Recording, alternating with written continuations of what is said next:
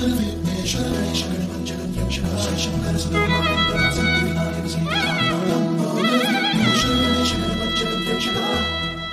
नमस्ते। आप सभी के हृदय में बैठे हुए परमात्मा को मेरा सादर प्रणाम। आज बात करेंगे स्पेशली उस ग्रह के बारे में जो बहुत फनी जॉली नेचर है, बहुत ही चुलबुला सा है। जी हाँ, बिल्कुल आपने सही पहचाना। हम बात करेंगे आज बुध ग्रह की। कल 31 मई को बुध दोपहर में 12:34 के लगभग अपनी वर्तमान राशि यानी कि वृषभ राशि में प्रवेश कर चुके हैं। अब यहाँ बृहस्पति के साथ, शुक्र के साथ, सूर्य के साथ लंबे समय तक ये वृषभ राशि में रहने वाले हैं। देखिए, हमें सबको पता है कि बुद्धि और इंटेलिजेंस, इसके अलावा कम्युनिकेशन, इसके अलावा शेयर मार्केट, बहुत सारी चीज़ें ऐसी हैं, खासतौर से हमारा आईक्यू लेवल, ये सारी चीज़ें रिप्रेजेंट की जाती हैं मरकरी के थ्रू। और ये जो मरकरी है ना, ये हमारी ना डिसीजन मेकिंग पावर में भी बहुत बड़ी हेल्प करता है, क्योंकि हमारे पास ज्ञान होने के बावजूद भी अगर हम सही समय पर निर्णय ना लें तो यानी कि कहीं ना कहीं हमारे बुद्ध में कोई ना कोई प्रॉब्लम है। अब ऐसे में बुध का वृषभ राशि में रहना किन लोगों के लिए खास रहेगा और किन लोगों के लिए नहीं, आज इसी विषय में मैं अपने चैनल विद आस्था स्टारक्राफ्ट में आप सबका हार्दिक स्वागत करती हूँ और इसी विषय में बात करेंगे। बुध के इस गोचर के विषय में किसी भी प्रकार की चर्चा आगे बढ़ाने से पहले मैं आप सबसे यही नम्र निवेदन करती हूँ कि मेरे चैनल विद आस्था स्टारक्राफ्ट को आप ज़्यादा से ज़्यादा सब्सक्राइब करें, दोस्तों के साथ शेयर करें और वीडियोज़ को लाइक करना ना भूलें। और हाँ, ये जो बेल आइकन है इसको भी प्रेस कर लीजिए ताकि आने वाली अपडेट्स आप तक आती रहें समय से।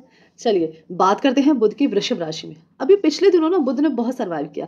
वैसे तो अभी आजकल जो प्लैनेट्स की ऊर्जा है ना, वो इस तरह से बिखरी हुई है कि हर एक प्लैनेट कभी किसी पोजीशन से निकल के कहीं फंस रहा है, कहीं जाके थोड़ा रिलैक्स हो रहा है। जो पिछले दिनों शुक्र ने, मंगल ने झेला, वही स्थिति बुध की रही है। बुध को अपनी बात कहने में भी बड़ी दिक्कत हुई। लोग कश्मकश में थे कि अपनी बात को कैसे रखें। लेकिन हाँ, अभी जब बुध वृषभ राशि में आ रहे हैं तो यहाँ आके बहुत ही शांत, मतलब कूल एटीट्यूड में रहने वाले हैं। उनका कोई मतलब नहीं है किसी भी प्लैनेट से पंगा लेने का, क्योंकि यहाँ बुध के साथ जुपिटर है और शुक्र हैं और सूर्य हैं। इन तीनों प्लैनेट्स के साथ बुध की अच्छी कंपैटिबिलिटी है। इसके अलावा बुध के साथ ये लोग बहुत लंबे समय तक नहीं रहेंगे, सिर्फ बृहस्पति ही रहेंगे। शुक्र भी जेमिनी में मूव कर जाएंगे और फिर धीरे धीरे सूर्य भी निकल जाएंगे। तो ऐसे में बुध यहाँ एकमात्र अकेले रहकर बृहस्पति के साथ बहुत अच्छे कॉम्बिनेशंस में लोगों को हेल्प करने वाले हैं। सबसे पहले तो बुध का जो कंफ्यूजिंग स्टेट था ना, वो क्लियर होने वाला है। यहाँ बुध इतने अच्छी स्थिति में है कि अब आदमी, आप इसे कह सकते हैं कि सीधे तौर से शब्दों को बिना लाग लपेट दिए अपनी बातों को दूसरे के सामने रख पाएगा। उसको शब्दों का सहारा नहीं लेना पड़ेगा, उसको बहुत ही शार्प हेडेड, बिना हॉट हेडेड हुए अपनी बातों को दूसरों से कहने का मौका मिलेगा। इसके अलावा अपने कम्युनिकेशन में जो प्रॉब्लम्स थी वो उनको क्लियर करेंगे बुध। लेकिन यहाँ के ना बुध थोड़े रिलैक्स मोड में है, वो किसी भी तरह की जल्दबाजी में नहीं करना चाहते, क्योंकि शुक्र की राशि में है, भौतिक की राशि यानी कि भौतिकता की राशि, जहाँ आके देवगुरु बृहस्पति भी आधे आध्यात्मिक और आधे भौतिक हो जाता है। तो शुक्र के साथ साथ बुध जब यहाँ है तो व्यक्ति की प्रकृति तो हर तरीके से पैसा कमाने की तरफ ही आवृत हो जाने वाली है। और बुध और शुक्र अगर हम देखें ना, तो बुध को भगवान विष्णु की संज्ञा दी गई है और शुक्र को माता लक्ष्मी की संज्ञा दी गई है। तो ऐसे में ये वृषभ राशि में लक्ष्मी नारायण योग का निर्माण भी करते हैं और ये बहुत अच्छा कॉम्बिनेशन कहलाता है। दृष्टि हो अगर, बृहस्पति तो साथ में है ही, ऐसे में ये योग बहुत ही फलीभूत होता है। खासतौर से जिन लोगों की कुंडली में ऑलरेडी बना हुआ है, खासतौर से त्रिकोण केंद्र में, यानी कि 1st, 4th, 10th and 7th house में अगर ये कॉम्बिनेशन है बृहस्पति और बुध और शुक्र का, तो आप ये समझिए कि ये कॉम्बिनेशन आपको पैसा देने के लिए आया है। पैसे के अलावा पैसा इन द सेंस कि हमको लग्जरी, हमारा कंफर्ट जोन, हमारी लैविश लाइफ, हमारी, मतलब आप इसे ऐसे समझिए कि बुध यहाँ इतने रिलैक्स मोड में है कि वो पुरानी चीज़ों को भी याद करेंगे मैंने पिछले कुछ दिनों में कैसा समय बिताया, या हम बचपन में ऐसा करते थे, क्योंकि बचपना भी तो हमारा बुध है ना। पुरानी सारी बातें रिमाइंड होगी, लेकिन आपको इसमें फंसना नहीं है, इससे बाहर निकल के आगे बढ़ना है, इस जोन से बाहर जाना है। यहाँ आके बुध इतना अच्छा फील करेंगे कि अगर आप मार्केट गए, क्योंकि बुध मल्टीप्लिकेशन का कारण है, तो पता चला कि आप मार्केट गए थे, एक ट्राउजर लेने के लिए लेके 4 ट्राउजर आ गए। इस तरह की सिचुएशन आपको बहुत ज़्यादा दिखाई देगी।